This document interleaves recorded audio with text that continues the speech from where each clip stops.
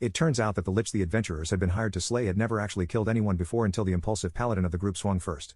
Now, as the healer tries to revive them, the rest have to calm the ancient undead mage down from what is undeniably a panic attack. When Carl became an adventurer, he knew he had to be ready for many firsts. First failed escort mission. First death, and subsequently, first resurrection. After several epic quests, a seasoned veteran could anticipate most things.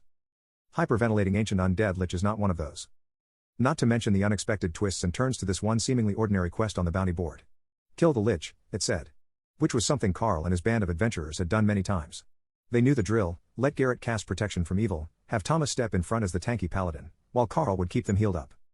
None of that happened, besides the part where Thomas stepped up and swung his sword impulsively. Garrett's protection from evil failed. As cliched as it would be, the lich was not evil but misunderstood. Not an evil necromancer raiding graveyards and murdering innocent people to build an undead army. This guy was some loner who raised abandoned pets from the dead to keep him company. There was no skeleton or zombie army. Without the usual protection, and freaking out the unarmed lich, unless you counted the ghost parrot on his arm, Thomas found himself in direct line of fire from a hastily casted eldritch blast. He died. Now, Carl is arguing with the holy goddess on the merits of reviving a paladin dumber than Leroy Jenkins. All while Garrett is juggling balls like he was entertaining those street kids and not failing to calm down the panic lich. As confusing a turn of events this was, Carl figured it was still better than a party wipeout against a powerful demon.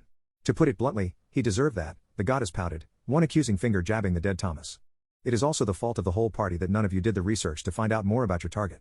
If you did your homework, we wouldn't be here. Goddess, please, I have recited the correct incantations to plead with you to revive him. Fine, she sighed. You are a loyal follower who correctly called upon my aid. But I have a price, the goddess held up one hand. I'll be taking that reckless fool's equipment. Carl had to agree. A sword could be easily replaced, but an adventuring companion could not. Armor could be bought again, but not a life. The healer went on to complete the final steps of the resurrection spell to bring the paladin back. Welcome back, Thomas. Let me at them, he roared, shooting up only to realize he didn't have a sword. Or his gear. The goddess had stripped him of everything save his underwear. Garrett? How is the lich? Inconsolable. Great, just great, Carl sighed. Do we really have to comfort him, or can we just leave him while we go figure out who's the bastard who gave us this quest? Yes, we do, Garrett insisted, pulling the healer towards the lich. Because if we didn't, my god would stop teleporting us across waypoints and force us to walk on foot. I didn't mean to kill him. Please believe me. I'm not a bad guy. I just wanted to hang around longer to save these animals. Don't kill me.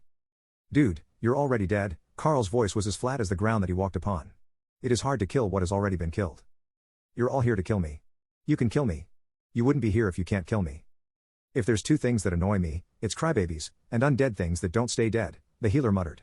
I can barely tolerate this crying undead thing. Carl, this poor fella could do with some help.